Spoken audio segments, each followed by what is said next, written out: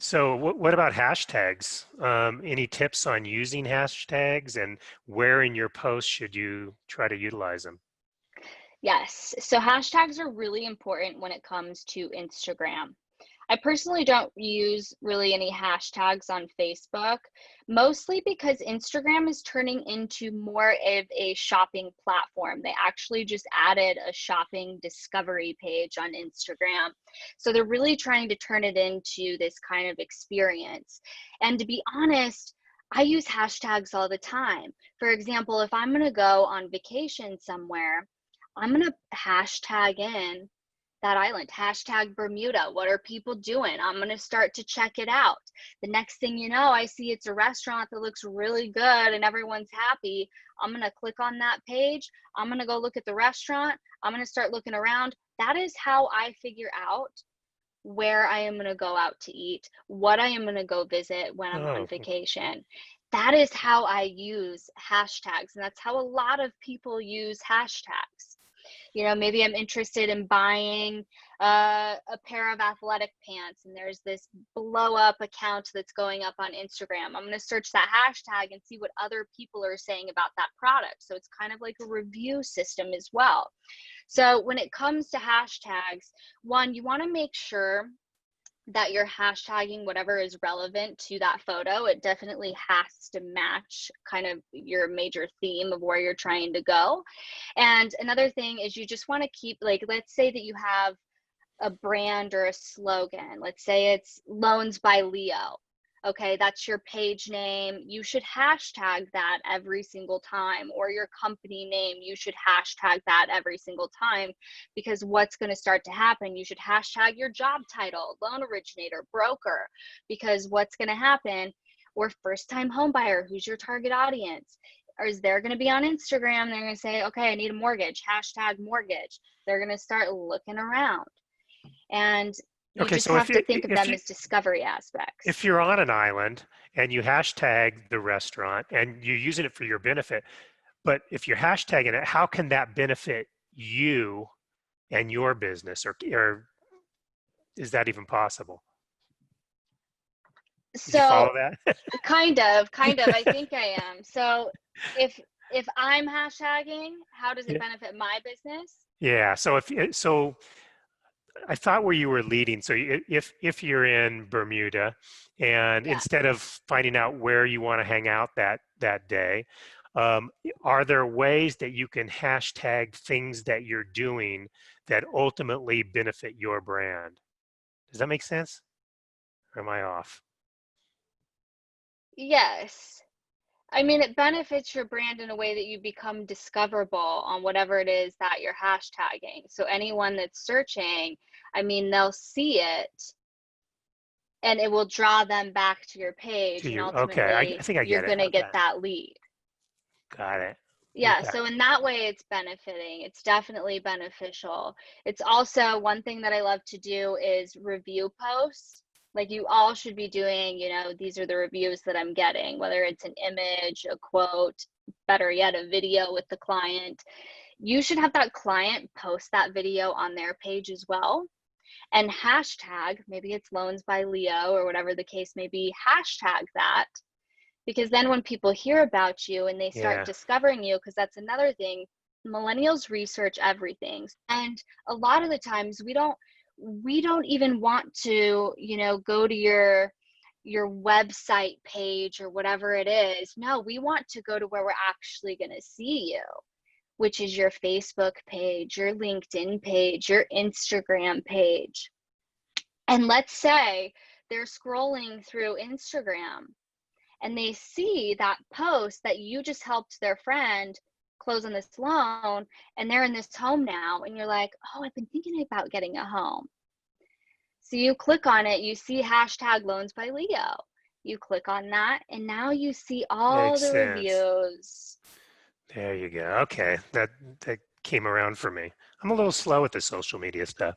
No, it's a different world that we're in. It definitely is. Well, and it's absolutely necessary for an an originator or a real estate agent to Yes. survive and thrive in Yep. this changing world.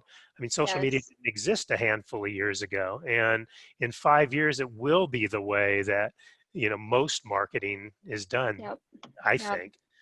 What about stories? Do you recommend using stories in any way? Yes, I am such a big fan of stories. First off, if you're the kind of person where I've been talking about doing video and you're like, oh my gosh, I cannot do video. That sounds terrifying. Well, the way that I started getting comfortable with doing video was through stories. Because in my mind, I was like, well, these things are going to go away after a day. So I can open up a little bit more. I can feel a little bit more free to share because this thing isn't staying here. It's not going to be saved. And obviously, nothing we actually put out there gets deleted. I feel like Right. it's all somewhere. But regardless, most people, unless they're hackers, cannot get in and find whatever you posted on your story 3 months ago. So I love stories for that aspect. It's a great way for you to get comfortable utilizing video, but also people really engage with stories. There's actually higher engagement on stories than there is on static posts. And the reason that I personally think this is it's just human nature in some aspect to want to know what your other friends are doing. And stories give you this kind of inside, behind the scenes, this is what I'm doing, this is where I'm at right now. And we love that. And And so I, people comment it, on the stories as well, yes, but everybody else can't see the comments, which I yes, think is somewhat advantageous as well. I think it is too. I think that it leads to higher engagement. And that is always a great thing. I also think it's a great way to promote events without having to post about them every day by just kind of letting them in on maybe an inside thing that you're doing. Like today, I'm working on this for this event that I'm really excited about. It's just kind of a behind the scenes look of the process. And I just think that there's a lot of creative ways to use stories. I mean, you can tag people in stories, you can also hashtag on stories. So, again, if people are searching that hashtag and you get on that hashtag story, that's a great way to reach a new audience as well. And you can tag locations.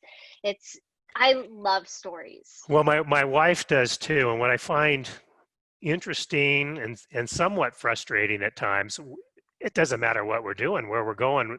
I mean, we got to stop for a photo, we got to stop for a video, we got to wait. Let me record this conversation. Let me show you what's going on.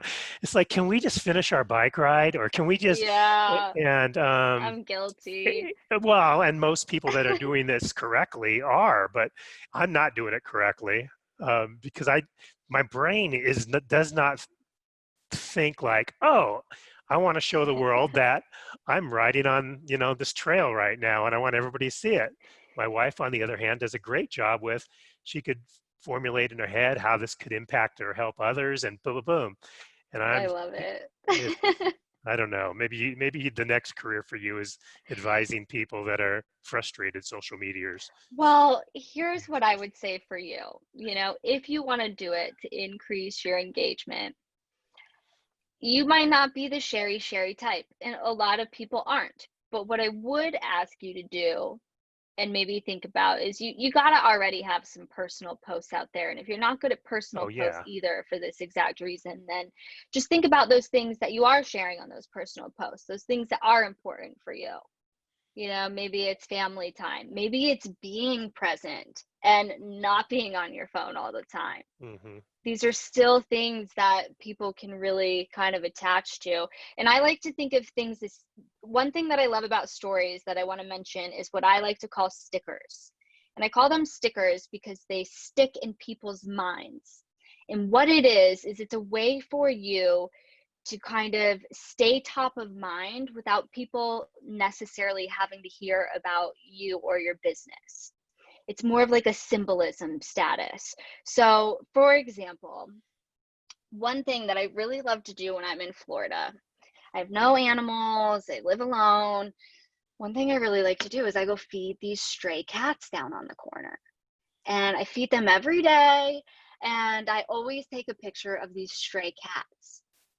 and I posted on my story. Well, the next thing you know, I don't know if you remember that football game where the black cat ran on the Yeah. field. Hmm. So I literally got 20 plus messages of people sending me a picture of this cat when this was happening.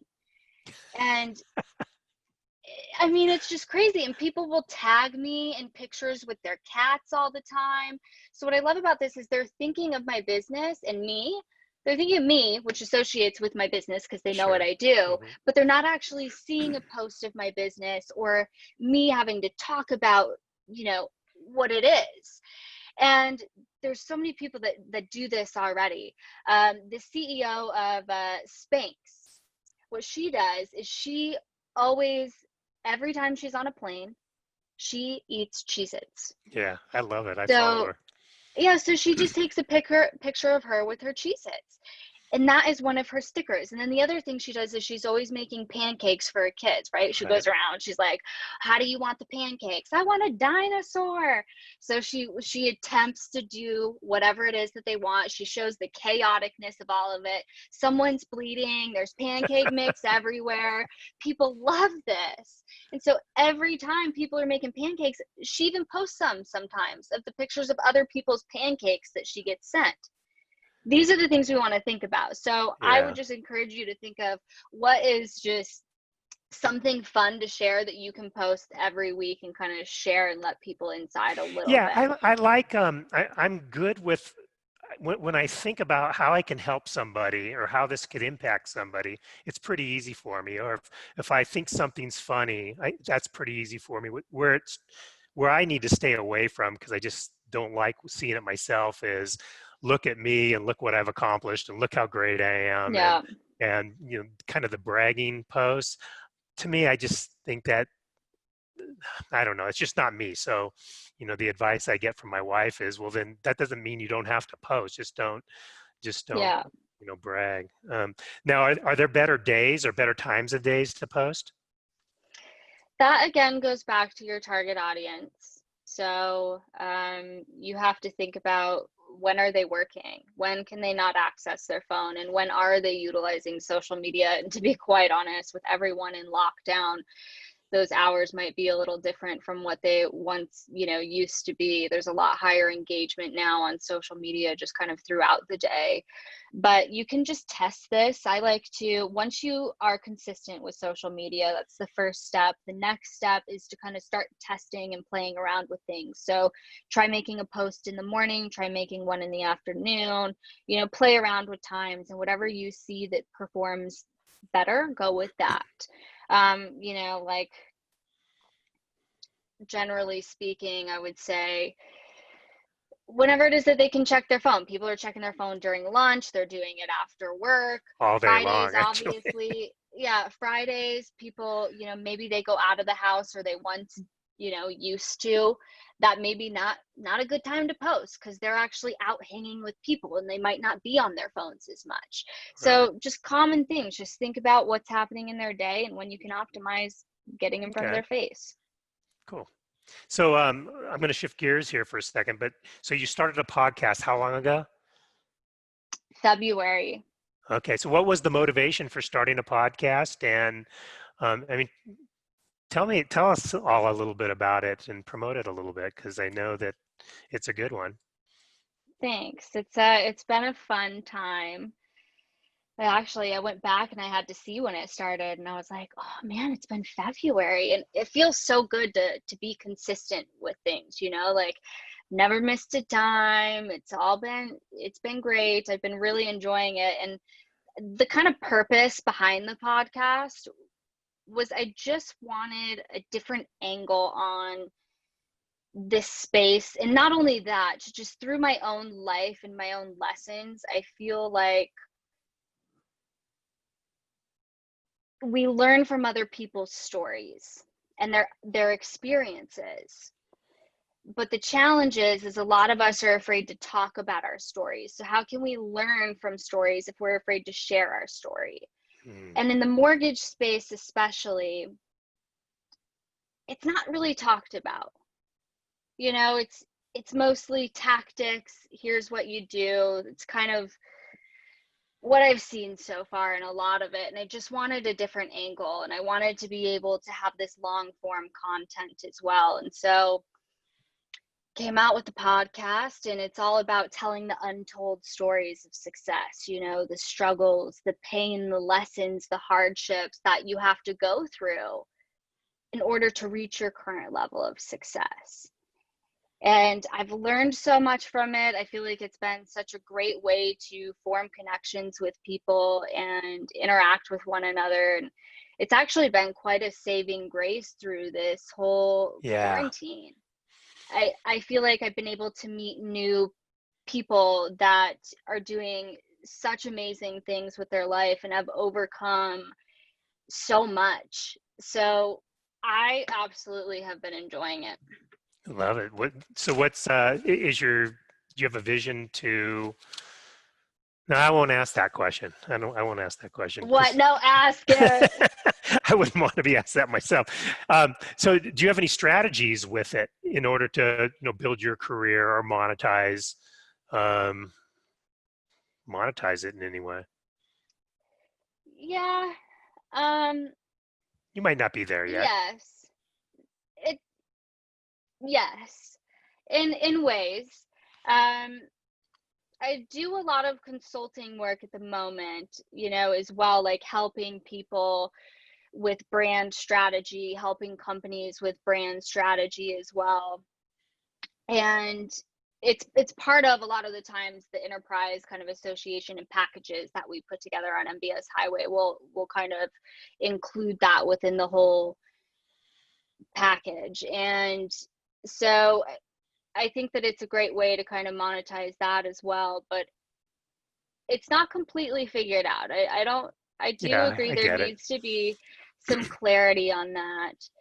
But for now, I'm just enjoying getting to hear other people's stories, and it's honestly so inspirational. Some of these I've listened to, and like the Dale Vermillion episode that I did, and I'm like, oh, it just, you leave and you just want to listen to it again, and it just empowers you. And the Cindy Ertman one, it's just a good feeling to be around good energy and learning from one another, getting to learn from these individuals that have achieved so much. It just feels For so much sure. gratitude. It's a great way to learn. And Megan, I got to tell you, you're doing just a great job at building your brand. I mean, it's alongside MBS Highway, but there's a separation as well. I mean, you've be, I'm seeing you everywhere, Thank you. which is the key, right?